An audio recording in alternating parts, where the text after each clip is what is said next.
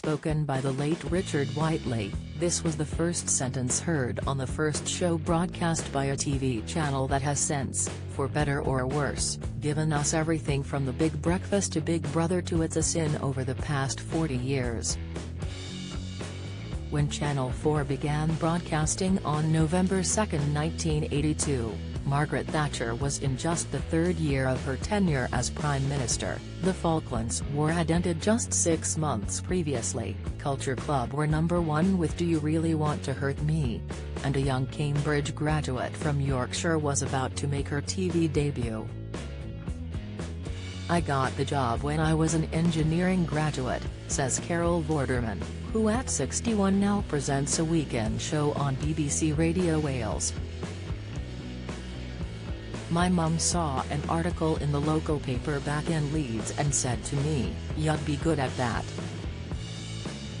The advert said they were looking for someone who was good at mental arithmetic. I said, 'Don't be daft,' and she went and wrote a letter, forged my signature, sent it in and then told me what she'd done. I was the reluctant TV girl."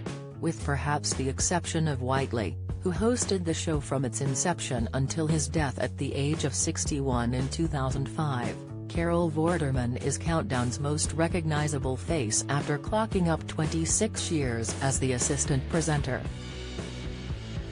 Armed with a marker pen and whiteboard, she became known for explaining her arithmetical solutions to viewers at high speed.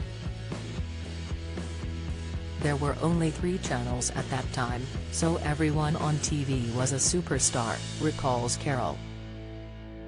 "We were making Little Countdown up in Leeds at Yorkshire Television and never realised what kind of success it would have, because it was all so experimental. They were absolutely wonderful days. Countdown was the engine house. We were the biggest rated Channel 4 show throughout the 1980s and 90s. Yet the show based on maths calculations and anagrams against the clock has not been without its controversies. These included an incendiary revelation from Ricky Tomlinson that Whiteley was actually an agent of MI5 who helped send him to prison in the 1970s. While working as a plasterer in 1972, Tomlinson was part of a series of flying pickets who travelled around construction sites in the Shrewsbury and Chester region, encouraging builders to join the national strike.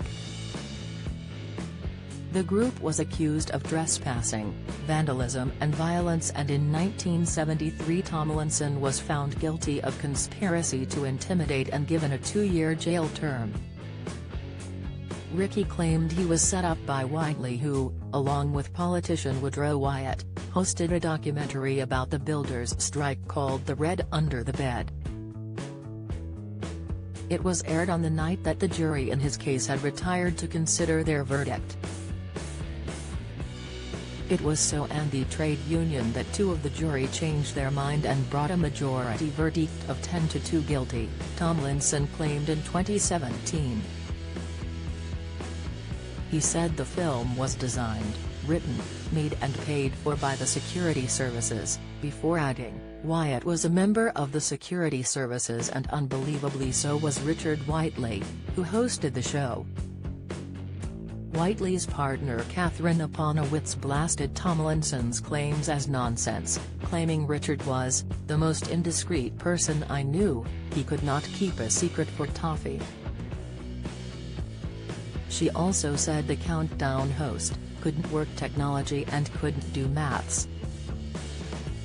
Vorderman left the show in 2008 amid rumors of a furious standoff between herself and Channel 4 bosses, who wanted her to take a 90% pay cut from a salary said to be in the region of £900,000. Declining to become the full-time main presenter after Whiteley's death, she stayed on as assistant to Day Lynham and Day O'Connor. After stints as a presenter on Loose Women, Celebrity Gogglebox and as a stand-in presenter on Lorraine and This Morning, Carol has returned to her Welsh roots by buying a sumptuous second home in Pembrokeshire alongside her main residence in Bristol, learning the Welsh language and hosting a show on BBC Radio Wales. Despite the rancorous nature of her departure from Channel 4, Vorderman still speaks highly of the channel that made her a star. Channel 4 was a mixture of all sorts of things, Carol recalls. Part of its remit was to push boundaries, quite rightly I think, because it changed society in many good ways. And rumors abound as to whether Carol will, at some point, return to the studio with the famous giant clock, now filmed in Salford. She recalls, "Those who watched were countdowners. It was a family and it was a very special time for a long time." A post on her Instagram account 4 weeks ago strongly suggests that, although it might not be long before we see Carol back on our screens again, she won't be holding her marker pen or placing letters on anagram boards. "Very busy day filming the first of a new project I am very, very excited about. Going back to my quiz roots which I've always loved.